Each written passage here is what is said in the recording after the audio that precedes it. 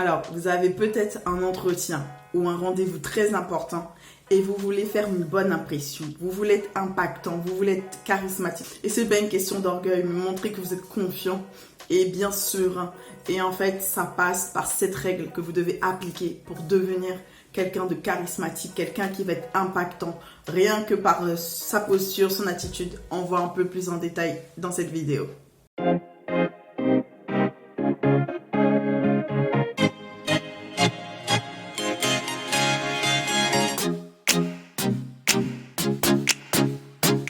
Hello et bienvenue sur la chaîne Mindset Rich, la chaîne où on apprend à développer notre mindset et notre potentiel pour décoller vers l'atteinte de nos objectifs. Alors aujourd'hui, on va aborder 7 règles pour devenir plus impactant. Donc comment devenir plus impactant en donnant une bonne impression, que ce soit la première fois ou n'importe quel moment, il y a des règles à respecter pour être impactant, des choses qui parlent, qui transposent du subconscient dans des choses inconscientes qui vont avoir un effet immédiat sur le charisme que tu vas renvoyer. Donc, si ça t'intéresse, reste connecté. Il faut savoir que lorsqu'on rencontre une personne pour la première fois, notre inconscient va analyser certaines informations qui vont se faire comme ça, assez vite. 3 secondes suffisent pour avoir une première impression d'une personne, qu'on le veuille ou pas. C'est inconscient. Ce n'est pas nous qui réfléchissons, c'est notre cerveau. Et il va enregistrer certaines données. Et en fonction des échanges qu'on peut avoir avec cette personne-là, cette image qu'on se fait de cette personne va évoluer ou non, ou s'aggraver. On ne sait pas, en fonction des situations des personnes. Donc, l'une des premières caractéristiques, et je dirais de la règle à respecter, ça va être à fond tout ce qui frappe aux yeux. On ne se ment pas, la Bible dit que les hommes regardent ce qui frappe aux yeux, mais Dieu regarde au cœur. Sauf qu'en face de nous, nous avons des hommes. Donc, les hommes vont regarder ce qui frappe aux yeux.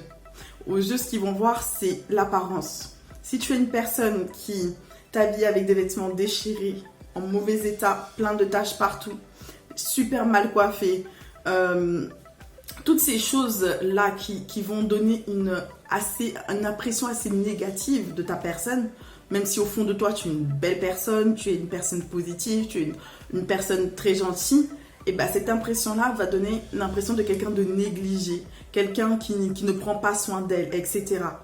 Et en fait, c'est l'un des premiers critères, je dirais, caractéristiques, aspects à vraiment arranger si tu veux être plus impactant. Si tu dois arriver quelque part, choisis la tenue dans laquelle tu te sens le plus à l'aise. Une tenue dans laquelle tu n'as pas besoin de tout le temps arranger là, faire ci, faire ça. Une tenue où tu te sens bien, tu te sens... Vous voyez ce genre de tenue là qu'on porte et qu'on se dit waouh, je me sens frais, je me sens super au top. Eh bien, c'est ce genre de tenue qu'il faut que tu prennes qui va te donner un peu plus confiance en toi. Lorsque tu as un entretien, une réunion à forte valeur ou à forte importance pour toi. Lorsque tu es dans une tenue dans laquelle tu te sens bien, ça va transparaître par ton comportement, ton attitude, ta posture, etc. Donc, commence là par te préparer, par te faire jolie. Si tu veux te maquiller, maquille-toi. Si tu veux aller au naturel, va au naturel. Tout en étant négligé. Ne va pas avec les mains là, pour nous les noirs, les mains toutes blanches, pas de crème sur les mains, les sourcils là dans tous les sens, brosse-les même si tu te maquilles pas. Les cheveux, coiffe-toi, ça c'est un truc, voilà quoi. Ça paraît évident, mais c'est important. Et là, c'est pas d'être dans l'apparence ou quelqu'un de, je dirais, de matérialiste ou de superficiel. Il faut savoir que on dit l'habit fait le moine. Malheureusement, qu'on le veuille ou pas, c'est comme ça. Lorsque tu arrives dans une tenue dans laquelle toi-même tu te sens à l'aise, toi-même tu te sens bien et que cette tenue-là te va très bien, eh bien tu vas déjà envoyer une première image assez positive. Donc ça, c'est le premier point. De faire très attention à la manière dont tu t'habilles et dont tu te prépares. Donc l'apparence, de la tête aux pieds. Pas besoin d'être parfaite ou parfait, mais suffisamment correcte pour pouvoir, toi, être confiant et ne pas avoir de... Vous savez, là, de dire, ah mince, pourquoi j'ai pris ces chaussures-là, j'aurais pas dû les prendre, ou prendre des chaussures dans lesquelles tu n'es pas à l'aise, ou porter des vêtements, ou tout le temps, si c'est super large, voilà. Sois le plus à l'aise possible, pas besoin de prendre des trucs super serrés, super bizarres, prends juste une tenue dans laquelle tu es confortable et tu te sens bien, et dans laquelle tu pourras être pleinement à l'aise. Donc voilà pour le premier sujet. Voilà pour le premier point. Le second point sera de travailler ta posture. Donc la manière dont tu te tiens, la manière dont tu vas avoir les épaules bien droites, la tête levée, pas en posture fermée, mais en posture bien ouverte. Posture fermée, c'est comme ça, les épaules comme ça, comme si tu essaies de te cacher, comme la tortue, vous voyez, qui essaie de rentrer en elle pour fuir la pression, pour fuir les personnes en fait. Vous voyez la manière dont je me suis levée, il y a la différence. Il faut être suffisamment confiant pour que ça se voie dans ta posture. Donc une personne confiante ne marche pas la tête baissée. Une personne confiante et sûre d'elle ne marche pas comme inquiet. Lorsque tu veux être impactant et être plus charismatique, ça va passer par ta posture.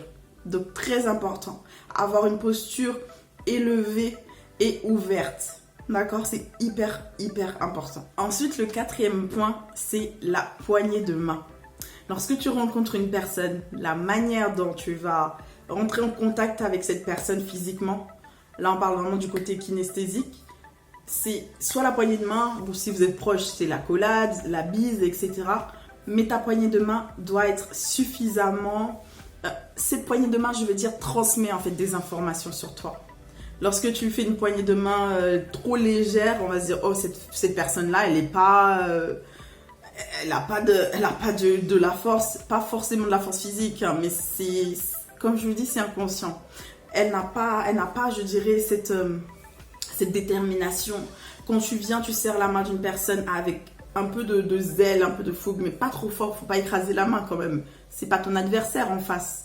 Donc c'est d'avoir une poignée de main assez ferme, pas trop serrée, pas trop longue bien sûr pour pas que ça soit gênant, et pas trop courte pour comme si montrer que tu te débarrasses d'avoir dit bonjour. Donc c'est un juste équilibre à trouver, mais c'est d'être vraiment ferme. Tu serres la main, tu regardes bien dans les yeux et après tu lâches la main et tu continues la conversation. La poignée de main joue beaucoup et il y en a qui testent beaucoup par la poignée de main, plus que vous ne le croyez, je peux vous le dire. Ensuite, la règle suivante est par rapport à ta voix.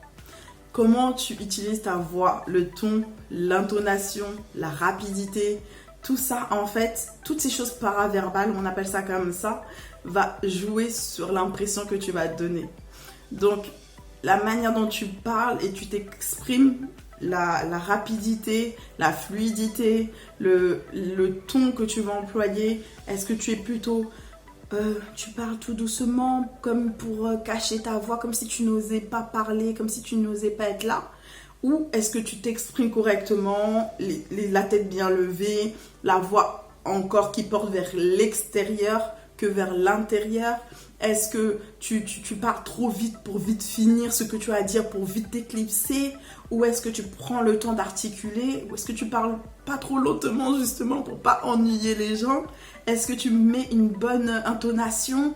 Est-ce que tu es dynamique? Est-ce que tu donnes envie aux gens de t'écouter, tout simplement? Je ferai une autre vidéo de ce style-là pour un peu plus rentrer sur tout ce qui est expression et tout ce qui est vraiment, tout ce qui va être à côté du verbal, donc le paraverbal et la posture. Donc c'est une vidéo qui me tient à cœur, je la ferai très prochainement. Et donc du coup, de faire attention à sa voix. Ça, c'est très important. On analyse inconsciemment, encore une fois, ce critère-là. Ensuite, ce qui est important de ne pas oublier, c'est la dernière impression que tu laisses à la personne que tu as rencontrée. Donc, de la manière que tu es arrivé dynamique, repars dynamique. Ne repars pas comme lessivé, fatigué de la conversation, épuisé de je ne sais pas quoi. Repars dynamique, comme dans lui laisser en fait le souvenir de quelqu'un de positif, de dynamique, qui a le peps, qui a du peps et tout, ça marque aussi. Il y a Andy Angelou, je crois qu'elle s'appelle comme ça, qui a dit: on peut oublier ce que les gens nous ont dit, on peut oublier ce qu'ils nous ont fait, mais on n'oubliera jamais ce qu'ils nous ont fait ressentir. Et ça, c'est très très important à ne pas oublier. Ne pas oublier. Véritablement, si tu essaies de te souvenir d'un événement clé ou d'une situation clé, tu vas l'associer à un sentiment que tu as ressenti.